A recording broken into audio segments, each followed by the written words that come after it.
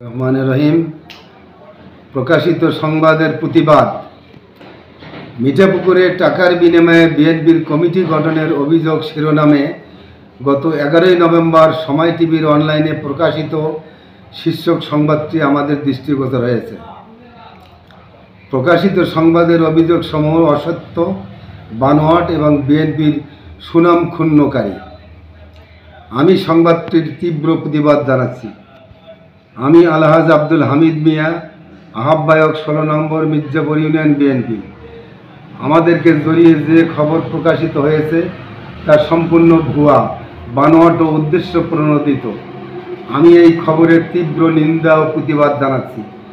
প্রকৃত ঘটনা হচ্ছে, গত 10/11/2024 তারিখে আমাকে আহ্বায়ক করে 16 নম্বর মির্জাপুর ইউনিয়ন বিএনপির আহ্বায়ক কমিটি ঘোষণা করে মিঠাপুকুর উপজেলা বিএনপি।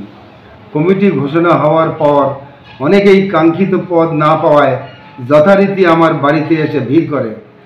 কমিটিতে আওয়ামী লীগের লোক ঢুকেছে, টাকার বিনিময়ে কমিটি গঠন করেছে বলে আমার কান ভারী করে ফেলে। তিলে তিলে গড়া 16 নম্বর মির্জাপুর ইউনিয়ন বিএনপিকে জীবনভর আগলে রেখেছি। টাকার বিনিময়ে কমিটির কথা শুনে স্বভাবতই মেজাজ হারিয়ে ফেলি। কিন্তু কতিপয় সুবিধাবাদী দুষ্কৃতিকারী লোক তাদের অসৎ উদ্দেশ্য হাসিলের জন্য পূর্ব পরিকল্পিতভাবে সাংবাদিক ডেকে নিয়ে ওত পেতেছিলেন। কোনো কিছু বুঝে ওঠার আগেই টেলিভিশন বুম ক্যামেরা নিয়ে আমার সামনে আসে। কোনো সত্যতা যাচাই না করে তাদের কথার উপর ভিত্তি করে বক্তব্য দেই, যার বাস্তবিক কোনো সত্যতা নেই।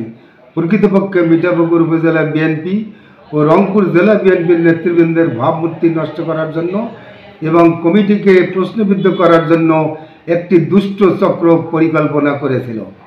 16 নম্বর মির্জাপুর ইউনিয়ন বিএনপিকে একটি সন্তোষজনক কমিটি উপহার দিয়েছেন উপজেলা নেতৃবৃন্দ।